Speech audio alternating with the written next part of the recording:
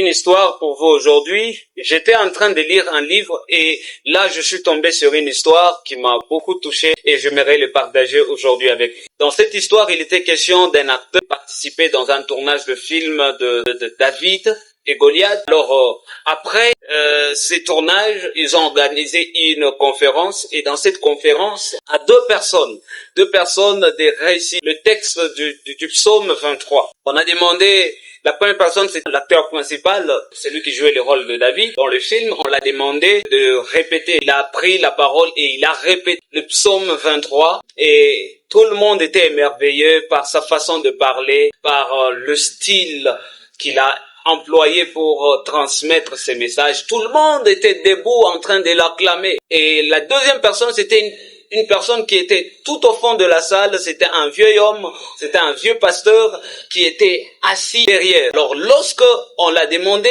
il s'est tenu debout. Comparativement à la façon dont l'autre parlait, le pasteur savait qu'il n'avait pas cette capacité oratoire semblable à celui de l'acteur. Alors il s'est tenu debout. Quand il s'est tenu debout, il a fermé les yeux et il a répété le psaume 23. Après quoi, quand il ouvre les yeux, il trouve que toute la salle était calme. Elle n'était pas en train de l'acclamer, mais la plupart étaient en train de pleurer. À la fin, quand ils sortent, les journalistes sortent et ils vont vers l'acteur. Ils lui posent la question de savoir, tu as parlé, nous t'avons acclamé, mais pourquoi le pasteur qui était là, lorsque lui il a dit, tout le monde s'est mis à pleurer? C'est la réponse de l'acteur qui m'a beaucoup plu. La réponse était que, vous savez, moi, je maîtrisais les textes parce que je suis un acteur. Le pasteur, lui, certainement, c'est parce qu'il connaît les bons bergers. Moi, je l'ai répété seulement, mais lui connaît les bons bergers. Vous savez, bien aimé, cette histoire m'a beaucoup émerveillé. Et vous devez savoir que la Bible, elle ne renferme pas seulement des histoires. La Bible,